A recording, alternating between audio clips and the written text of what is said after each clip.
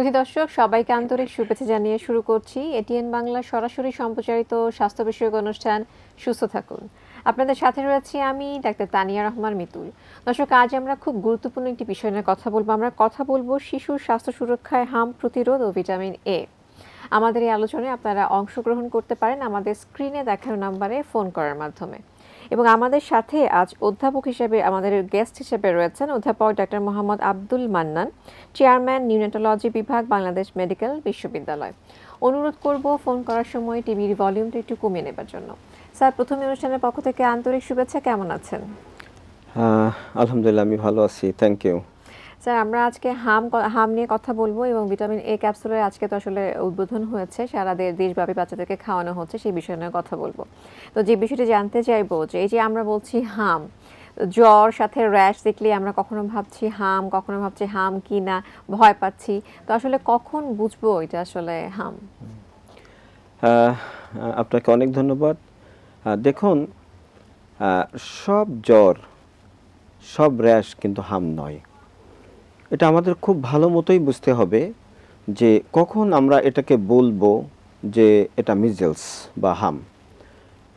হাম হলে সাধারণত খুব হাই ফিভার হয়, মানে জ্বরটা একটু বেশি মাত্রা থাকে, সাথে র্যাশটা আসবে 4 দিন পর। আর জ্বর সাথে র্যাশ, এরপরে আমরা বলি 3টা সির যে কোনো একটা বা তার বেশিও থাকতে পারে। যেমন একটা হলো কফ, করিজা, কনজাংটিভাইটিস। আমি যদি বাংলা একটু বুঝিয়ে বলি, সেটা হলো যে হাই ফিভার থাকলো, তার সাথে র্যাশ এবং কাশি থাকতে পারে, সাথে কনজাংটিভাইটিস মানে চোখ উঠবে, ডিসচার্জ আসবে চোখ দিয়ে, লাল হয়ে যাবে, আর হলো নাক দিয়ে পানি পড়তে থাকে। সো এইগুলো যদি থাকে তখনই আমরা সেটাকে হাম বলবো। ডেফিনেটলি জ্বর নাই, জ্বর ভালো হয়ে গেছে, 1 দিন 2 দিন জ্বর ভালো হওয়ার পরে অনেক সময় র্যাশ আসে, দিস ইজ নট মিজেলস, এটা কিন্তু হাম নয়। আমরা অনেক মা বাবা তারা অত্যন্ত দুশ্চিন্তা নিয়ে তার শিশুকে আমাদের কাছে নিয়ে আসে, বলে যে ডাক্তার সাহেব বিগত 2 দিন তার অনেক জ্বর ছিল, এখন জ্বর নাই কিন্তু বডি তার র্যাশ আসছে, এটা কি হাম? এটা হাম নয়। সো এই জিনিসটা কিন্তু আমাদের খুব ভালো মতোই বুঝতে হবে। জ্বরের সাথে র্যাশ, জ্বর থাকবে 4 দিন, এরপরে শরীরে যে র্যাশ আসবে তার সাথে কফ অথবা কনজাংটিভাইটিস অথবা করিজা, এর এক বা একাধিক যখন থাকবে তখনই আমরা তাকে হাম বলবো। স্যার, এবার আসলে জানতে চাইবো যে কোন বয়সী শিশুরা আসলে হামে বেশি আক্রান্ত হয়? আপনাকে ধন্যবাদ, কারণ এটা খুব ইম্পর্টেন্ট একটা কোশ্চেন যে শিশুরা এবং কোন বয়সের শিশুরা সাধারণত হামের দ্বারা আক্রান্ত হয়। একটা হলো যে 5 বছরের কম বয়সী শিশু। সেকেন্ড হলো যাদের হামের টিকা দেওয়া নাই। থার্ড হলো যে সমস্ত শিশু, যেটাকে আমরা বলি ইমিউনো কম্প্রোমাইজড, মানে হলো রোগ প্রতিরোধ ক্ষমতাটা কম, সেটা কারা? বিশেষ করে ম্যালনারিশ চিলড্রেন। সো এই 3 ক্যাটাগরির শিশুরা বেশি মাত্রায় কিন্তু হাম দ্বারা আক্রান্ত হয়। আমি যদি আবারও বলি, 5 বছরের কম বয়সের শিশু, তারপরে যে সমস্ত শিশুকে ভ্যাকসিন দেওয়া নাই, আর হলো যাদের রোগ প্রতিরোধ ক্ষমতা কম, ইংরেজিতে যেটাকে বলে immunocompromised children. So this category can happen, মানে measles can happen more in this 3 categories of children. Sir, এবার জানতে চাইবো যে হামের টিকা দেয়া আছে, তারপরে কি স্যার হাম হতে পারে? হামের টিকা দেওয়া থাকলে সাধারণত হাম হয় না, তবে হ্যাঁ, কোনো ভ্যাকসিনে কিন্তু 100% কাভারেজ হবে না।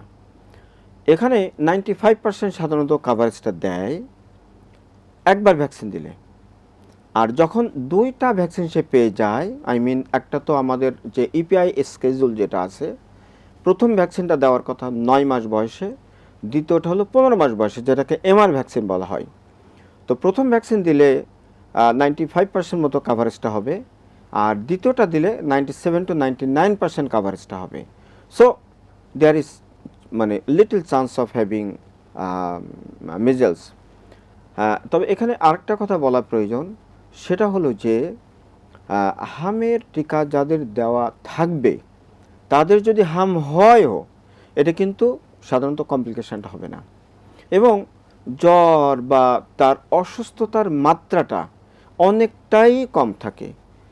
তো সেক্ষেত্রে আমরা এইভাবে যদি বুঝে নিই যে হওয়ার সম্ভাবনাটা কম যে সমস্ত বাচ্চাগুলো হামির টিকা পেয়ে গেছে, আর যদি হয়ও সেটার তীব্রতা অনেক অংশেই কম থাকে। সো ভ্যাকসিন হাম প্রতিরোধের জন্য খুবই গুরুত্বপূর্ণ একটি ইন্টারভেনশন, যেটা আমাদের সবাইকেই বুঝতে হবে এবং হামের টিকাটা কিন্তু নিতে হবে। স্যার এবার জানতে চাইবো আসলে যে আপনি অলরেডি বলেছেন 9 মাস এবং 15 মাস, তো আবার তো স্যার এখানে একটা হামের টিকা নিয়ে অনেক কাজ হয়েছে এবং একটা টিকা দেওয়া হয়নি, একটা সমস্যাও তৈরি হয়েছে, তো এই বিষয়ে কিছু বলবেন কিনা? আসলে কি আমরা কিছু কিছু শিশু পেয়েছি যেটা 9 মাসের আগেও কিন্তু বাচ্চারা হামে আক্রান্ত জি স্যার, এই হচ্ছে। বিষয়টা দেখা গেছে। তো শুধু এই এখনকার যে আউটব্রেকের আগেও কিন্তু আমরা পেয়েছি, তখন কম ছিল। কিন্তু এবার এই মার্চ 2026-এর পর থেকে তো মূলত এটা খুব বেশি মাত্রায় হচ্ছে। তো এখন আমাদের যে ইপিআই যে শিডিউলটা 9 মাস এবং 15 মাসে, সো 9 মাসের আগে কি ভ্যাকসিন দেওয়া যেতে পারে? দেওয়া যেতে পারে, কিন্তু সেক্ষেত্রে হয় কি, মানে ওই পরিমাণ ইমিউনিটিটা ডেভেলপ করে না। আর মা থেকে যে ইমিউনিটিটা আসে, ওই ইমিউনিটি ভ্যাকসিন দেওয়ার পরের যে ইমিউনিটি, এই দুটার সাথে একটা ইন্টারফেয়ারটা হয়, যে কারণে ওইভাবে ইমিউনিটিটা ডেভেলপ করে না। আরেকটা হলো যে আপনি যখন পুরো কান্ট্রি পার্সপেক্টিভ চিন্তা করবেন, যখন সমস্ত শিশু 5 বছরের নিচে শিশুর কথা চিন্তা করবেন, তো এই ক্ষেত্রে আপনার যেমন মনে করেন যে কস্টিং একটা ইস্যু আছে, তারপরে আপনার লজিস্টিক সাপোর্ট মানে বিষয় আছে, হিউম্যান রিসোর্সের বিষয় আছে। সো কস্ট বেনিফিট সব কিছু চিন্তা করে তখন কিন্তু গভর্নমেন্ট এই ডিসিশন নিয়ে থাকেন। তো হাম এবার যে প্রাদুর্ভাব বা মহামারী আকার আমরা যেটাই বলি না কেন, বেসিক্যালি ভ্যাকসিনের ঠিক ওইভাবে যেটা আমরা জেনেছি বা শুনেছি যে যে যে পরিমাণ কাভারেজ থাকলে সমস্ত শিশু আসলে উপকৃত হয়, যদিও কিছু শিশু হয়তো হামের টিকা পায়নি, তারপরেও এটাকে বলে হার্ড ইমিউনিটি। সো ওই percentage of coverage of measles vaccine আসলে ওই পর্যায়ে নাকি ছিল না, যে কারণে ওই হার্ড ইমিউনিটিটা আসলে ফল করে যায়, তখন কিন্তু এটা বিস্তার লাভ করে। তো শুধু এইটা ইস্যু না, এর সাথে আরও অনেক ইস্যু আছে, যেমন অনেক শিশু মায়ের বুকের দুধ আসলে তারা পায়নি বা কম খেয়েছে অথবা খায়নি, সেক্ষেত্রে কিন্তু ওই ইমিউনিটিটা মার শরীর থেকে বাচ্চার শরীরে আসতে পারেনি। তারপরে আমাদের দেশে দেখেন ম্যালনারিশ চিলড্রেনের সংখ্যাটাও কিন্তু অনেক বেশি। শুধু তাই না, ভিটামিন এ এর ইনসিডেন্সও কিন্তু আমাদের দেশে, যেটা প্রিভ্যালেন্স বলা হয়, সেটা কিন্তু প্রায় 20% শিশু they are deficient from vitamin A. So অনেকগুলো ইস্যু কিন্তু এটার সাথে জড়িত, যেটা আপনি আসলে বলতে চেয়েছেন। স্যার খুব সুন্দর করে বলেছেন। এবার জানতে চাইবো স্যার আসলে হামটা ছড়ায় কিভাবে?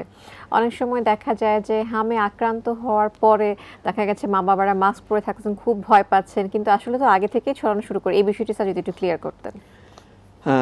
আসলে হাম ছড়াই হলো বিশেষ করে হাসি কাশি এটার মাধ্যমেই ছড়ায়।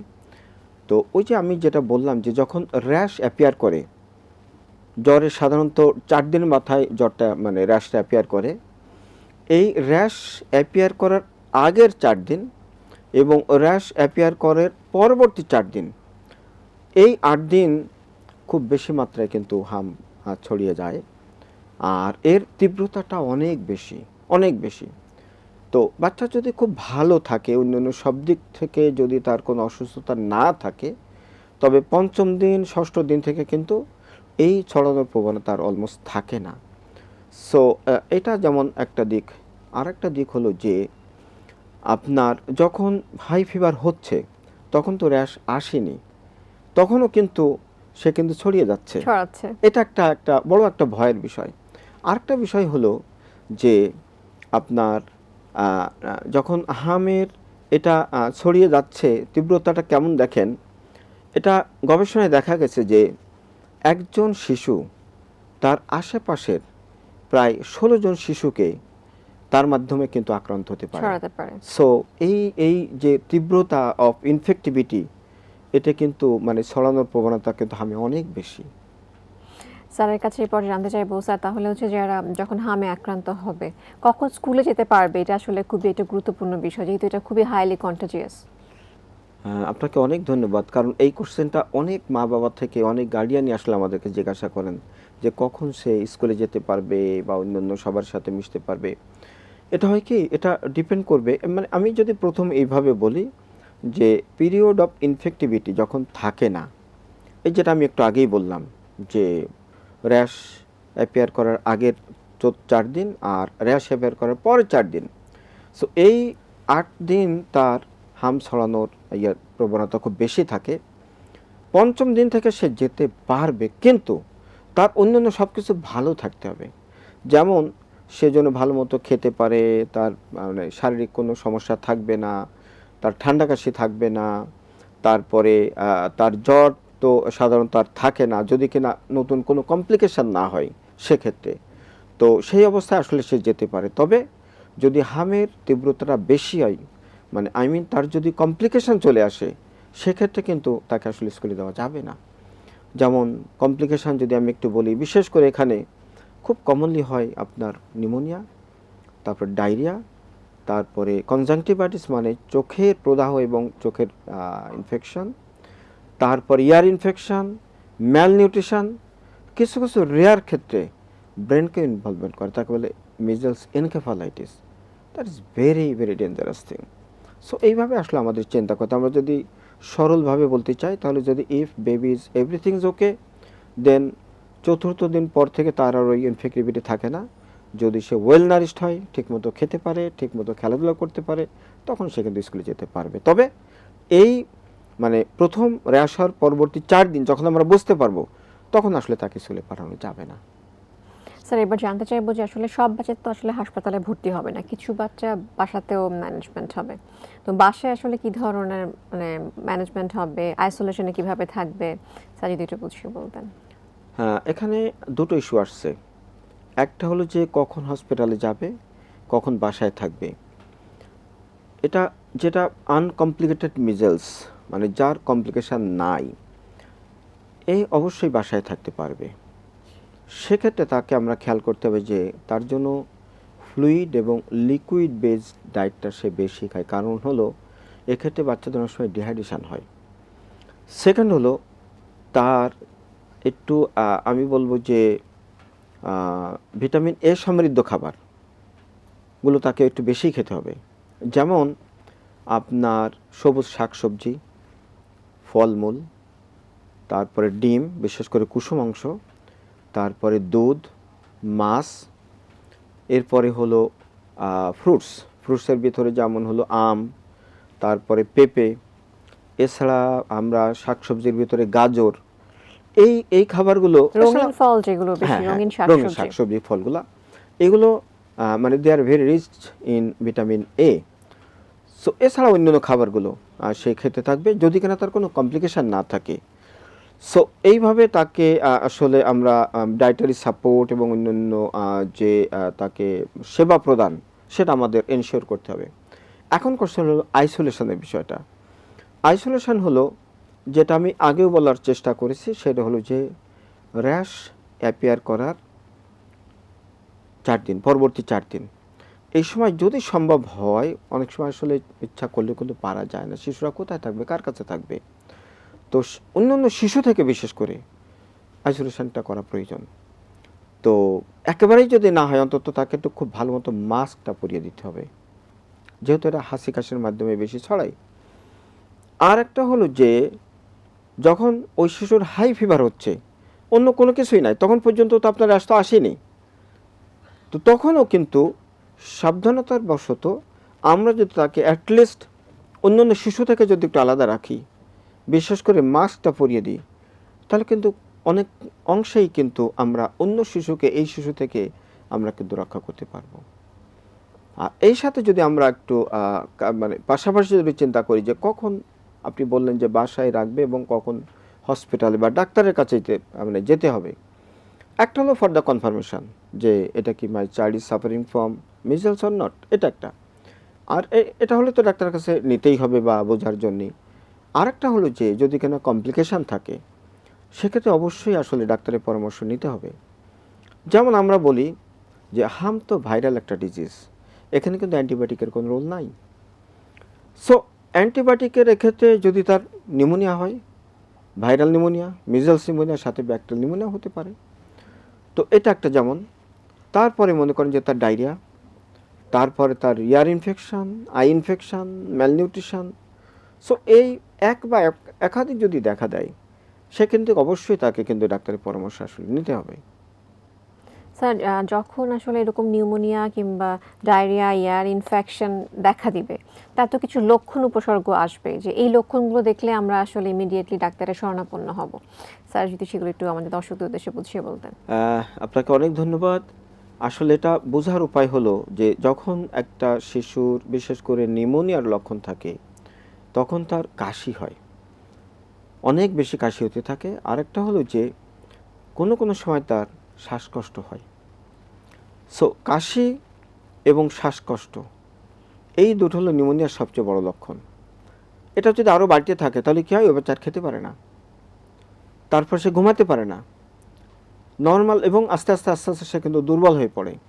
সো এটা হলো যদি আমরা নিউমোনিয়ার দিকটা চিন্তা করি। পাশাপাশি আরেকটা যদি বলি সেটা হলো ডায়রিয়া। ডায়রিয়া খুব কমন মিজেলসে। তো ডায়রিয়া হলে কি হয়, যে শিশুটি আগে যেভাবে তার বাথরুম হচ্ছিল, যখন মিজেলস আক্রান্ত হয় তার ফ্রিকোয়েন্সি এবং অ্যামাউন্ট বাড়তে থাকে, এবং তার পায়খানার সাথে অনেক বেশি পানি বের হয়ে যেতে থাকে, এবং শিশুটি আস্তে আস্তে ডিহাইড্রেশন হয় এবং নিস্তেজ হয়ে পড়তে থাকে। তারপরে তার ইউরিন আউটপুট, মানে তার পেশাবটা তার কমে যায়। সো এইটা দুইটা কথা আমি বললাম। থার্ড হলো তার কানে প্রচণ্ড ব্যথা হতে পারে। সো এটা হলো ইয়ার ইনফেকশানের একটা লক্ষণ। আর একটা হলো চোখ লাল হয়ে যায় এবং চোখ দিয়ে অনেক বেশি ময়লা আসতে থাকে। তারপরে এর বাইরে তো শিশু যেমন মানে ম্যালনিউট্রিশনের দিকে যেতে থাকে, তার দুর্বলতা বেশি মাত্রায় দেখা যায়, খেলাধুলা করতে পারে না, অন্য বাচ্চাদের সাথে বা মা বাবার সাথে সারাক্ষণ যে ইন্টারাকশানটা হয় সেটা হতে পারে না, সে চুপচাপ এবং বিশেষ করে সে ঝিমে পড়ে, এ ধরনের কমপ্লিকেশন তার দেখা যায়। সো এটা বোঝাটা আসলে খুব কঠিন কিছু নয়। স্যার তাহলে এবার জানতে চাইবো যে ম্যানেজমেন্ট আসলে কি হবে? হ্যাঁ, কমপ্লিকেশন যদি হয় সেক্ষেত্রে ম্যানেজমেন্টের লাইনটা আমরা যদি চিন্তা করি, তাহলে আসলে আমাদেরকে অবশ্যই ডাক্তারের শরণাপন্ন হতে হবে। তবে প্রাথমিকভাবে যখন শিশুটি ডাক্তার শরণাপন্ন হওয়ার আগ পর্যন্ত তার যদি জ্বর থাকে, আমরা তাকে প্যারাসিটামল দিতে পারবো। তার কাশির জন্যে অ্যান্টিবায়োটিক অবশ্যই আমরা নিজেরা সিদ্ধান্ত নিব না, ডেফিনেটলি আমরা ডাক্তারের পরামর্শ নিয়েই তাকে আমাদেরকে অ্যান্টিবায়োটিক যদি প্রয়োজন হয় সেক্ষেত্রে তিনি প্রেসক্রাইব করবেন। আর যদি পাতলা পায়খানা বা লুজ মোশন যেটা আমরা বলি, ওটা যদি হয় তাহলে সেক্ষেত্রে আমরা তাকে খাবার স্যালাইন দিতে পারবো, পানীয় খাবার বেশি দিতে পারবো, স্বাভাবিক পানি দিতে পারবো। অনেকে জিজ্ঞাসা করে যে ডাবের পানি দিতে পারবো কেন, অবশ্যই দিতে পারবো। ফ্রুটসের ভিতরে অনেক কিন্তু জলীয় অংশ থাকে, যেমন মনে করেন আম, পেঁপে, এগুলো কিন্তু পানির অংশ অনেক বেশি থাকে, সেগুলোও কিন্তু সে খেতে পারবে। সুতরাং যতক্ষণ পর্যন্ত আমরা ডাক্তার পর্যন্ত বা হসপিটাল পর্যন্ত না পৌঁছাচ্ছি, ততক্ষণ পর্যন্ত কিন্তু এই এই এই যে সেবাটা, এটা কিন্তু বন্ধ রাখা যাবে না। এটা কিন্তু খুবই ইম্পর্টেন্ট যে তাকে এই সেবাটা চালিয়ে যাওয়া, এবং একবারে কিন্তু সে বেশি খেতে পারবে না। সো তখন অ্যামাউন্টটা কম এবং ফ্রিকোয়েন্সি একটু বেশি, মানে একটু ঘন ঘন খাবে, বারে বারে খাবে, অল্প অল্প করে খাবে। কারণ হয় কি, মিজেলস হলে এমনি মারাত্মক ক্ষুধামন্দা হয়, শিশু খেতে পারে না। তো তাতে কি হলো যে আরও সে কিন্তু ম্যালনিউট্রিশনের দিকে যেতে থাকে। তো এই কারণে অল্প খাবার, একটু ঘন ঘন করে তাকে আসলে খাবারটা দিতে হবে। স্যার অনেক সময় দেখা যায় যে জ্বর হয়েছে, মা বাবা ফার্মেসি থেকে নিয়ে অ্যান্টিবায়োটিক খাওয়ানো শুরু করে দেয়। এটা স্যার আমাদের দেশে মানে অহরহই হয়। তো মিজেলসে আসলে অ্যান্টিবায়োটিকের কোনো রোল রয়েছে কিনা? মিজেলস এটা একটা ভাইরাল ডিজিজ। শুধুমাত্র মিজেলসে without complication no indication of antibiotic. তবে যেটা আপনি বললেন যে মানে ফার্মেসিতে যে বা ওষুধের দোকানে যে, গ্রামে গঞ্জে শহরে সর্বত্রই জ্বর হওয়া মাত্রই, ইভেন শুধু তাই না, আমাদের যারা গ্রাম্য চিকিৎসক আছেন তাদের প্রতি আমি সম্মান রেখেই বলছি যে আমরা জ্বর দেখা মাত্রই আসলে অ্যান্টিবায়োটিকটা দিব না। ইভেন যারা আমরা ওষুধের দোকানদার, আমি তাদেরকেও আমি বিশেষভাবে অনুরোধ করব শুধুমাত্র জ্বর দেখে আমরা কিন্তু তাকে কোনো প্রকার অ্যান্টিবায়োটিকটা দিব না। কারণ হলো অ্যান্টিবায়োটিক রেজিস্ট্যান্স এটা কিন্তু আমাদের দেশে একটা মারাত্মক রকমের একটা সমস্যা। এবং এখন আমরা যেটা দেখছি যে এমন কিছু অর্গানিজম আসতেছে, কোনো কোনো ক্ষেত্রে আমরা দেখি যে অলমোস্ট অল অ্যান্টিবায়োটিক আর রেজিস্ট্যান্স, কোনো কোনো ক্ষেত্রে দেখি যে মাত্র একটা অ্যান্টিবায়োটিক সেন্সিটিভ মানে কাজ করবে। আবার কিছু কিছু ক্ষেত্রে দেখা যায় যে কালচার রিপোর্টে আসতেছে যে কোনো অ্যান্টিবায়োটিক কাজ করবে না, অল অ্যান্টিবায়োটিক্স আর রেজিস্ট্যান্স। সো অনেকগুলো ইস্যু আছে যে why this resistance is happening. তার এটা একটা খুব ইম্পর্টেন্ট যে যত্রতত্র বা যখন তখন আমরা অ্যান্টিবায়োটিকের ব্যবহার না করি বা দোকান থেকে আমরা কিনে নিয়ে এসে আমরা খাই বা আমার শিশুকে খাওয়াই। সো এটা কিন্তু আমাদের খুব সাবধান হতে হবে বিষয়টা। এটা আমাদের পুরো মানে জাতীয় স্বার্থেই আমাদের এই বিষয়টা খুব ভালো মতোই আমাদের আসলে অনুধাবন করা উচিত। সুন্দর বলেছেন স্যার। এবার জানতে চাইবো যে আজকে সারা দেশব্যাপী ভিটামিন এ ক্যাপসুল খাওয়ানো হচ্ছে শিশুদেরকে, তো ভিটামিন এ ক্যাপসুলের গুরুত্ব আসলে কতটুকু? হ্যাঁ দেখুন, ভিটামিন এ ক্যাপসুল আপনার আমাদের দেশেই আমি একটু আগেই বলছিলাম যে প্রায় 20% চিলড্রেন তাদের কিন্তু ভিটামিন এ ডেফিসিয়েন্সি আছে। সেক্ষেত্রে আমাদের সরকারিভাবে প্রতি বছর প্রায় 2 বার আপনার এই ভিটামিন এ ক্যাপসুল ক্যাম্পেইনটা কিন্তু হয়। যদিও লাস্ট 14 মান্থস কিন্তু এটা যে কারণেই হোক না কেন এটা হয়নি। তো এখন ভিটামিন এ এটা অনেকগুলো খুব ইম্পর্টেন্ট কাজ রয়েছে। তার একটা হলো খুব ইম্পর্টেন্ট, সেটা হলো যে চোখের আপনার রেটিনার উপরে তার কাজ আছে, যেটার মাধ্যমে সে বাচ্চাটার নাইট ব্লাইন্ডনেস সে কিন্তু প্রিভেন্ট করে। তারপরে কর্নিয়ার উপরে কর্নিয়ার আলসারেশন, ব্লাইন্ডনেস, এগুলো কিন্তু সে প্রিভেন্ট করে। এটা ছাড়া আপনার আমাদের স্কিন এবং মিউকাস মেমব্রেন, এই মুখের ভিতর থেকে যে একদম পেটের নাড়ি পর্যন্ত যে উপরে যে পাতলা পর্দা থাকে এগুলোকে মিউকাস মেমব্রেন বলি আমরা, এই মিউকাস মেমব্রেনের উপরে। তাছাড়া আপনার বডির ইমিউনিটি বাড়ায় এবং একটা শিশু যখন ইমিউনিটি ফল করে তখন সে কিন্তু নানা রকমের রোগে কিন্তু সে আক্রান্ত হয় এবং সে আস্তে আস্তে ম্যালনারিস্ট হতে থাকে। সো ভিটামিন এ বডির ইমিউনিটি বাড়ায়, তার গ্রোথকে বাড়ায়, তার ব্রেন ডেভেলপমেন্টকে বাড়ায়, তার অন্ধত্ব নিবারণ প্রিভেনশানে ভিটামিন এর মানে রোল রয়েছে। সো সব কিছু মিলিয়ে ভিটামিন এ ক্যাম্পেইন কিন্তু খুবই জরুরি একটা সরকারি সিদ্ধান্ত এবং ইন্টারভেনশন। এটা আসলে খুবই গুরুত্বপূর্ণ একটা বিষয় ভিটামিন এ ক্যাম্পেইন। স্যার আপনি বলছিলেন যে নাইট ব্লাইন্ডনেস কিংবা রাতকানা রোগ, তো আমরা খুব ছোটবেলায় একসময় আমরা টিভিতে আসলে টেলিভিশনে বিজ্ঞাপন দেখতাম যে নাইট ব্লাইন্ডনেস, তো এখনো কি স্যার আপনারা রাতকানা রোগ পাচ্ছেন কিনা? হ্যাঁ, আপনাকে অনেক ধন্যবাদ। আসলে আমরা আমাদের দেশে তো অনেক সাকসেস আছে, তাই না? ইপিআই কিন্তু ওয়ান অফ দ্য, আমরা বলি যে একটা বেস্ট একটা সাকসেস আমাদের দেশে, যে ইপিআইয়ের যে আমাদের স্কেজুল বা প্ল্যানিং বা ভ্যাকসিন একদম দাঁড়ে দাঁড়ে দৌড় গোড়ায় যে আমাদেরকে গভর্নমেন্টের মাধ্যমে যে ভ্যাকসিনগুলো দেওয়া হয়। সো এটা আগে অনেক ছিল। আমরাও আমাদের যখন স্টুডেন্ট ছিলাম বা আমরা ছোটোবেলায় দেখেছি যে রাতকানা একটা বড় ধরনের সমস্যা ছিল। তো এই মানে অন্য অন্য ইন্টারভেনশনের সাথে ভিটামিন এ ক্যাপসুল যে ক্যাম্পেইন, এটার মাধ্যমে এখন কিন্তু এই যেটা আপনি বললেন যে রাতকানা বা নাইট ব্লাইন্ডনেস, সেটা কিন্তু লেস দ্যান 1%। সো এই মানে রেটটা কিন্তু অনেক কমে আসছে। আগের এই রেটটা কিন্তু অনেক বেশি ছিল। সুতরাং এখন আপনারা কিন্তু টিভিতে তো আর আপনারা এখন আর বিজ্ঞাপনটা দেন না, তাই না? তার মানে কি এখন আর প্রয়োজন হয় না। সো জিনিসটার কিন্তু এগুলো তো রিসার্চ দ্বারা প্রমাণিত যে না, এগুলো কাজ করে। স্যারের কাছে এই পর্যায়ে জানতে চাইবো যে আসলে ভিটামিন এ ক্যাপসুল খাওয়া নিয়েও অনেক ধরনের ভ্রান্ত ধারণা রয়েছে মানে অভিভাবকদের মধ্যে, এই বিষয়ে স্যার কিছু বলবেন কিনা? ভয় পান অনেকে। হ্যাঁ, আসলে অনেকেই ভয় পান। তো আসলে এটা কি, গভর্নমেন্ট যখন একটা ডিসিশন নেন তখন তো অনেক চিন্তাভাবনা করে ডিসিশন নেন এবং এখানে যথেষ্ট যারা অভিজ্ঞ ডাক্তার বা অন্যান্য যারা আছেন সবার পরামর্শেই কিন্তু জিনিসটা নেওয়া হয়। তো এটা আসলে আমি বলবো যে এখানে ভয়ের কিছু নাই। এখন হয়টা কি, ঘটনা কেমন হয় জানেন? দেখেন, মনে করেন আজকে একটা শিশু ভিটামিন এ ক্যাপসুল দেওয়া হলো, আগামীকাল দেখা গেলো যে ওই বাচ্চাটার লুজ মোশন বা ডায়রিয়া শুরু হয়েছে বা জ্বর। তো প্যারেন্টসের মাথায় চলে আসে তাহলে মানে এটা কি ওই ভিটামিন এ ক্যাপসুল দেওয়ার জন্য? আসলে তা না। ভিটামিন এ ক্যাপসুল যদি আজকে দেওয়া নাও হতো, ওই শিশুর আগামীকাল তার এমনি জ্বর হতো, ওই শিশুর আগামীকাল তার এমনিতেই ডায়রিয়া হতো। কিন্তু দুটো ঘটনা একসাথে মিলে গেছে, যে কারণে আসলে ভয়টা আসে।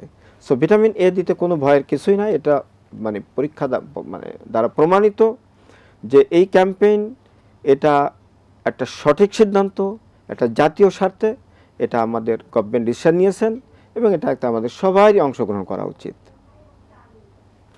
স্যারের কাছে এবার যেটা জানতে চাইবো যে হামের টিকা নিয়ে সচেতন করবার জন্য দর্শকদের উদ্দেশ্যে স্যার কি বলবেন, অভিভাবকদেরকে কি বলবেন? হামের টিকা যেটা এখন আমাদের বাংলাদেশ গভর্নমেন্ট আমাদেরকে এমআর ভ্যাকসিন নামে দিচ্ছেন, এটা আমি অবশ্যই বলবো যে যেটা শিডিউল ভ্যাকসিন, যেটা 9 মাসে এবং 15 মাসে, এটা তো আমাদের শিশুদেরকে অবশ্যই দিতে হবে। নট অনলি দ্যাট, এখন এই হামের প্রাদুর্ভাবের কারণে এডিশনাল যে একটা ডোজ গভর্নমেন্ট দিচ্ছে, এটাও কিন্তু আমাদেরকে নিতে হবে। তো এইটা নিলে একটা মনে করেন যে একটা শিশু 6 মাসে বা 7 মাসে নিল, আমাদের তো 6 মাস থেকে 5 বছরের ভিতরে দেওয়া হচ্ছে একটা এডিশনাল ডোজ, তাই না? তো 6 মান্থ প্লাস যে শিশুটি একটি হামের টিকা এখন পেল, সে 7 মাসে পেল, তাকে অবশ্যই আবার 9 মাসে নিতে হবে এবং তাকে অবশ্যই আবার ওই 15 মান্থস অফ এজে তাকে কিন্তু আবারও নিতে হবে। সো এটা কিন্তু এডিশনাল ডোজ। সো এটা মানে টু প্রোটেক্ট আওয়ার চাইল্ড, এটা কিন্তু আমাদেরকে অবশ্যই নিতে হবে এডিশনাল ডোজ হিসাবে। মানে এটা নিয়ে কোনো ভুল বোঝাবুঝি হ্যাঁ, নেই? এখানে ভুল বোঝাবুঝি বা ভয়েরও কোনো কারণ নাই, কারণ এগুলো যারা আমাদের এই সাবজেক্টের সায়েন্টিস্ট, শুধু তাই না, এখানে WHO বা অন্যান্য গ্লোবাল অর্গানাইজেশন যারা শিশু স্বাস্থ্য নিয়ে কাজ করেন, তাদের রিকমেন্ডেশন নিয়েই কিন্তু আসলে সিদ্ধান্তগুলো নেওয়া হয়। স্যারের কাছে এবার জানতে চাইবো যে আমরা আসলে প্রতিরোধ করতে পারি কিভাবে, আমরা আসলে একটা শিশুকে কিভাবে তার ইমিউন সিস্টেমটাকে আসলে বুস্ট আপ করতে পারি, স্যার যদি একটু বলতেন। হ্যাঁ, আমরা যদি শুরুটা এইভাবেই করি, জন্ম থেকে, শুধু জন্ম থেকে বলবো না, জন্মর আগ থেকে, যখন একটা প্রেগনেন্ট মা যখন প্রেগনেন্ট হচ্ছেন, তারও আগে তার স্বাস্থ্যের দিকে আমাদের সবার আগে খেয়াল করতে হবে। নট অনলি দ্যাট, আমাদের দেশে চাইল্ড ম্যারেজ, অ্যাডোলেসেন্স ম্যারেজের হারও কিন্তু অনেক বেশি, যে কারণে মা কিন্তু আস্তে আস্তে মানে তখন যদি প্রেগনেন্ট হয়, সে কিন্তু ম্যালনিউট্রিশনের দিকে যেতে থাকে। এর সাথে আসেন অ্যান্টিন্যাটাল চেক আপ। WHO এখন বলছে যে একটা প্রেগনেন্ট মা কমপক্ষে 8টা আপনার অ্যান্টিন্যাটাল চেক আপ হতে হবে। আমাদের কান্ট্রি পার্সপেক্টিভে এখনও গভর্নমেন্ট 4টার কথাই বলছেন যে ঠিক আছে 4টা, কিন্তু এটারও রেট কিন্তু খুব বেশি না। যদি কমপ্লিট 4টা এনসি, যেটাকে বলে অ্যান্টিন্যাটাল চেক আপ, এটি কিন্তু পায় অ্যারাউন্ড 40%। মানে 100টা প্রেগনেন্ট মা যদি আমরা হিসাবে এইভাবে এটা করি, তার ভিতরে মাত্র 40 জন মা 4টা এনসি নেন। আর যদি কোয়ালিটি এনসি বলি, সেটা হলো 21%। আর 8টা এনসি যদি বলি, সেটা মাত্র 5%। সো এখানে দেখেন কত বড় গ্যাপ। তো এখন কেন এটা ইম্পর্টেন্স যে হাই রিস্ক প্রেগনেন্সিকে আমাকে আইডেন্টিফাই করা বা তখনই বলা যে এই শিশু যখন ডেলিভারি হবে, যেহেতু নিউট্রিশনের কথাটা আপনি নিয়ে আসছেন, আমি বলবো তার ডেলিভারির অনেক আগে থেকেই এই মায়ের মাথায় এই বুঝটাই থাকতে হবে যে দিস ইজ মাই বেবি, যে আমার পেটে এখন আছে, আমার উদরে আছে, ও যখন বাইরে আসবে আমার শিশুকে শুধুমাত্র আমি বুকের দুধ খাওয়াবো। ম্যালনিউট্রিশন প্রিভেনশনের সবচেয়ে বড় হাতিয়ার, এটা সবচেয়ে বড় হাতিয়ার। আর সবচেয়ে বড় ডেঞ্জারাস হলো কোটার দুধ দিয়ে দেওয়া। তো এই জায়গাটা আমাদের সবাইকেই খেয়াল করতে হবে। এখন আসুন যে কত পার্সেন্ট বেবি বুকের দুধ খাচ্ছে, যেটা আমি বলছিলাম ব্রেস্ট ফিডিং উইদিন 1 আওয়ার, এটা multi country multi centre research বলছে নবজাতকের মৃত্যু হার কমাতে, এটা স্টাডিতে বলছে যে 24% নিউনাটাল ডেথস কমে যায়, মানে নবজাতকের মৃত্যু কমে যদি কেন ব্রেস্ট ফিডিং উইদিন 1 আওয়ার দেওয়া যায়। আর আমাদের কান্ট্রি পার্সপেক্টিভ এটা হলো 40%-এর নিচে।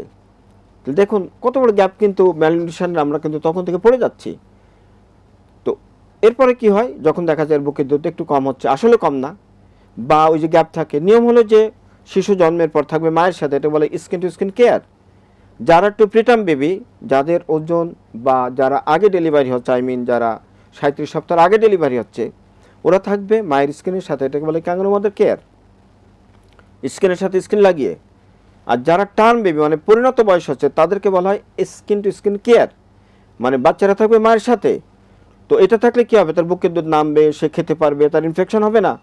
সো এই সব কিছু কিন্তু নিউট্রিশনের সাথে রিলেটেড। আরেকটা হলো যখন তার 5 মাস প্লাস হবে, অবশ্যই তার বাড়ির খাবার, বলা হয় হাড়ির খাবার, রান্না করা খাবার, এই খাবারগুলো শুরু করতে হবে। স্যার একদম অনুষ্ঠানের শেষ পর্যায়ে চলে এসেছি। আপনাকে অনেক ধন্যবাদ জানাচ্ছি। আমরা আশা করছি আজকের আলোচনা থেকে দর্শকরা যেমন উপকৃত হয়েছেন তেমন সচেতন হবেন। আপনাকে অনেক ধন্যবাদ প্রিয় দর্শক শ্রোতা, আপনাদেরকেও ধন্যবাদ। আমি একথাটাই বলতে চাই যে হাম একটা ভাইরাল ডিজিজ, ভয় পাওয়ার কোনো কারণ নাই। প্রতিরোধ করা, প্রতিকার করা, আর্লি আইডেন্টিফিকেশান হওয়া, ডাক্তারের পরামর্শ নেওয়া, সুচিকিৎসা নেওয়ার মাধ্যমে এটার চিকিৎসা, প্রতিরোধ, প্রতিকার করা সম্ভব। সবাইকে অনেক অনেক ধন্যবাদ। স্যার আপনাকে অনেক ধন্যবাদ। শুধু দর্শক, আমরা যেটা জানলাম, শিশুদের হামের প্রকোপ প্রতিরোধ করাও সম্ভব। টিকা নিতে হবে, ইমিউন সিস্টেমকে বুস্ট আপ করতে হবে, ভিটামিন এ ক্যাপসুল খেতে হবে, যেগুলো কিনা আমাদের সরকারি কার্যক্রমের মধ্যেই রয়েছে। সুস্থ এবং সুন্দর জীবন হবে সকল শিশুর, সে আশাবাদ ব্যক্ত করে আজকের আলোচনা এখানেই শেষ করছি। আবারও দেখা হবে নতুন কোনো স্বাস্থ্য তথ্য নিয়ে। সে পর্যন্ত সকলে খুব ভালো থাকুন, এটিএন বাংলার সাথেই থাকুন। আল্লাহ হাফেজ।